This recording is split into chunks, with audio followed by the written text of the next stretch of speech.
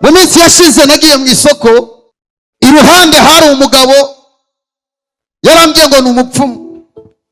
Yari afite akamaikorofone arimo arabwira abantu ngo ntango umuti ukiza inyatsingwa, ababuze urubyaro, ababuze amahirwe, abarambagizwa bakabenga, uwo muti ni njye uwufite.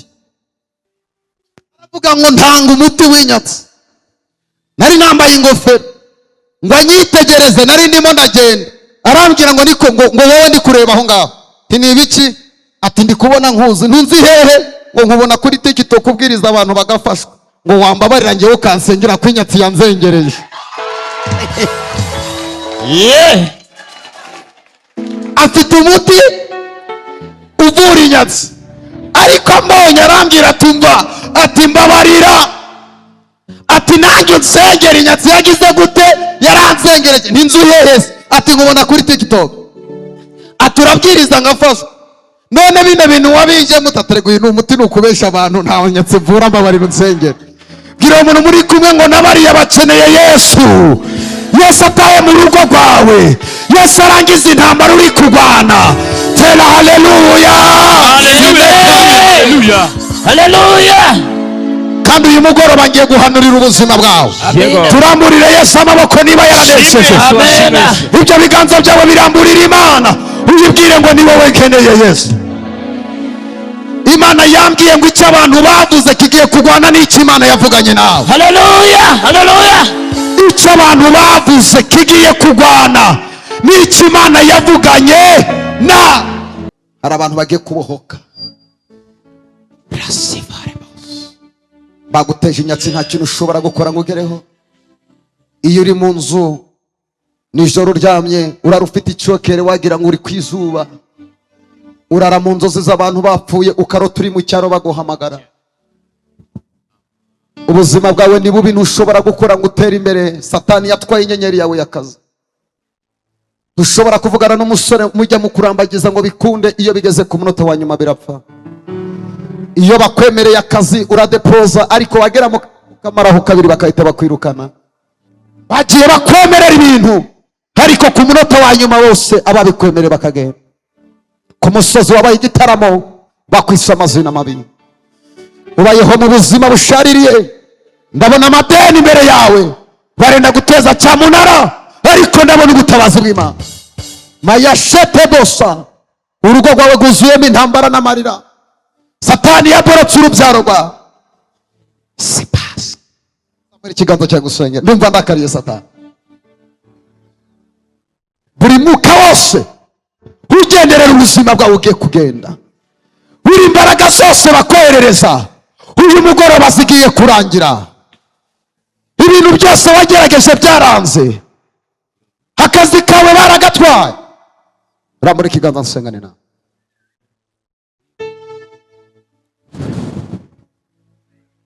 Hari umwuka Imana igiye gusenya nona.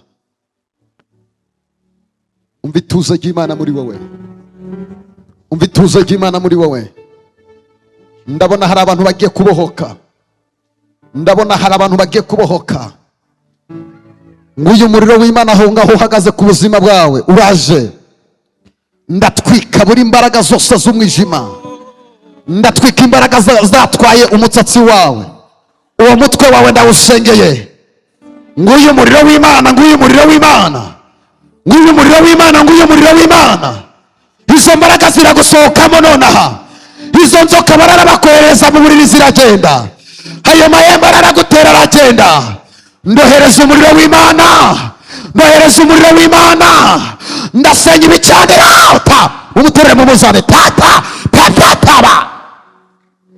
Umuterere mu muzane. Uko nukubohoka arimo arabohoka nawe. Zamura ikiganza cyawe, abantu barimo barabohoka. Abantu barimo barabohoka, mu muterere mu muzane. Maya shetaka. Rita Gloriasa. Rita Ramo. Zamura ikiganza cyawe. Nutegereza ngo ndagukora urata uko waje. Zamura ikiganza cyawe usengere. Maya moshelebos. Liyamo tandelebos. Ejo bundi nasengeye umwana w'umukobwa bari bararoze. baramuzirikishije ingufuri barashyize mu rutoto rw'umugwegwe, baravuga ngo uzapfa udashatse. Nawe inyuma yawe hari ibikuziritse, reka kurangara. Imana irashaka kubohora ubuzima bwawe. Impamvu utarambagizwa ibintu bikanga, ndashaka kubohoza ubuzima bwawe. Uraho uricaye, nta kazi nta mafaranga, uri mu buzima bushaririye gusa, ubayeho mu mateka y'ubuzima bubi, ndashaka kugusengera Imana. Atawale, atawale, mwambie Yesu atawale, atawale, atawale, mwambie Yesu wa uzima, Yesu wa ushindi, mwambie Bwana atawale, atawale, atawale, mwambie Yesu atawale, ategete, ategete, ulimbie Yesu ategete, ategete, ategete, ulimbie Yesu ategete, ategete, ulimbie kari ategete, ategete, ategete, ulimbie Yesu ni wangu uzima wa milele, Yesu ni wangu uzima wa milele, Yesu ni wangu uzima wa milele, Yesu ni wangu uzima wa tupenda wa uzima wa milele, Yesu ni wangu uzima wa milele, Yesu ni wangu uzima wa milele, Yesu ni wangu uzima wa milele, uzima wa milele, Bwana wa uzima wa milele, uzima wa milele, wa uzima. Haleluya, haleluya.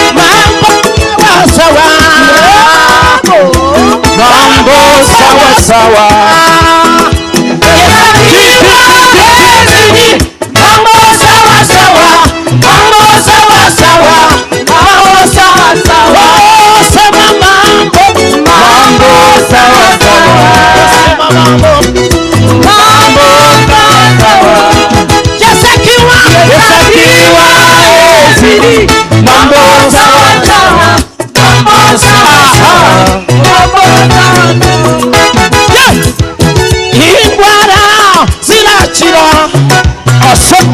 indumba nazo ziratanga, egete byose birashoboka, byose birashoboka, byose birashoboka, uririmba byose,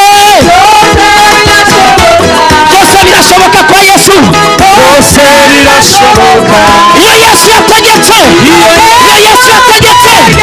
Haleluya, haleluya, byose birashoboka, byose birashoboka iyo Mungu wa milele wa mapendo, Mungu wa milele, cheza cheza cheza, Mungu wa milele, Mungu wa milele wa mapendo, Mungu wa milele, Mungu wa milele wa mapendo, Mungu wa milele, Mungu wa milele wa mapendo, Mungu wa milele, Mungu wa milele wa mapendo, sema wa mapendo,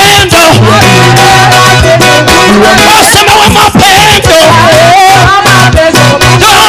wa uzima, wa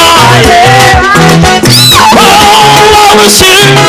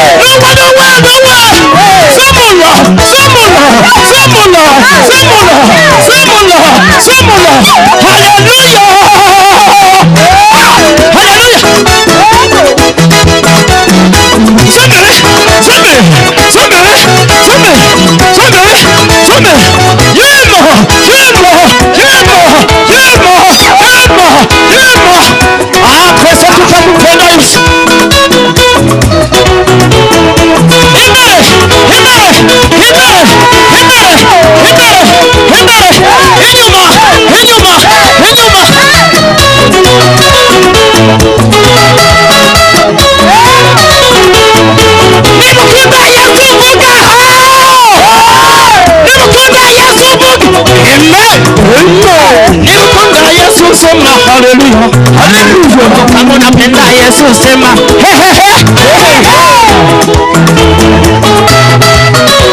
Yesu ndamumva. Yesu ndamumva. Nawe uramumva. Yesu ndamumva. Nawe uramumva. Ongera sha.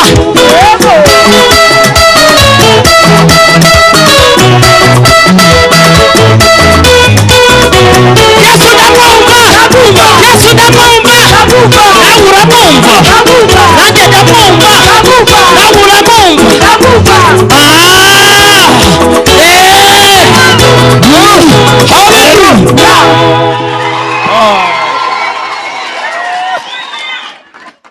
Wakongera ugakomera Yesu amashyi.